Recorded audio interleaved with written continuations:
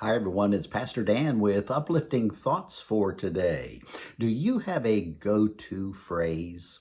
If I was to ask someone who knows you well, what would they say you say all the time?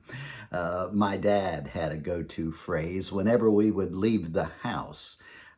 His last words to us would be, honor the Lord. And in fact, it got to where if I was headed out the door and he was to call me, I'd turn around and say, I know, honor the Lord.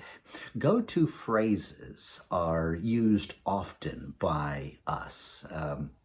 In one way or another, whether it's intentional or unintentional. Sometimes we have negative go-to phrases that others have to point out that we're pointing out things or we're saying things that aren't helpful. But the helpful go-to phrases are an interest to me.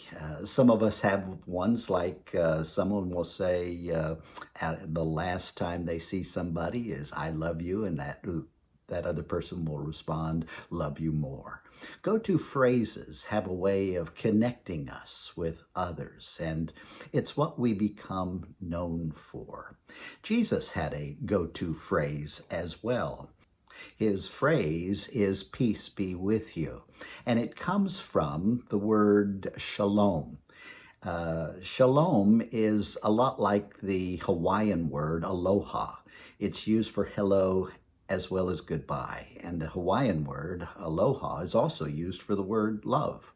Well, the Hebrew word shalom has to do with spreading peace, and it has the idea of well-being and looking out for the well-being of another person.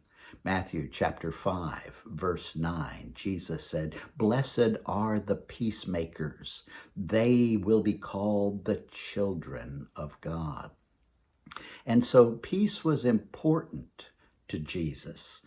That's why I like to sign out all of my services by saying, go in peace to love and serve the Lord. Because peace is more than just declaring it. We're to be people who are peacemakers. Jesus is identifying the children of God as peacemakers, or people who are making peace in the world. And today, we need to be people who are making peace with others. The way we speak and the way we act, the way we talk and the way we work together to bring the peace of God. The church is needed now more than ever. There's another verse that I want to read for you. It's Mark chapter 9. It's the last verse, verse 50. Jesus says, salt is a good thing, but if it has lost its zest, how can it be seasoned again? You should have salt within yourselves and peace with one another. Jesus teaches a lot about salt. He tells us that we are the salt of the earth, that we're to have this influence.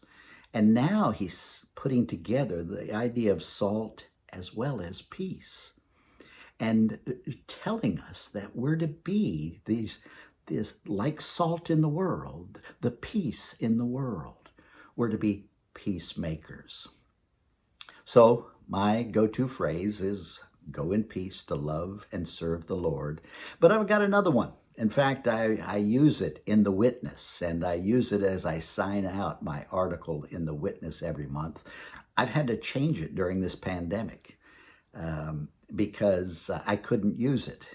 But I get to use it now because this Sunday we'll be back together in our outdoor services. So my sign off from this word of encouragement is, see you in church.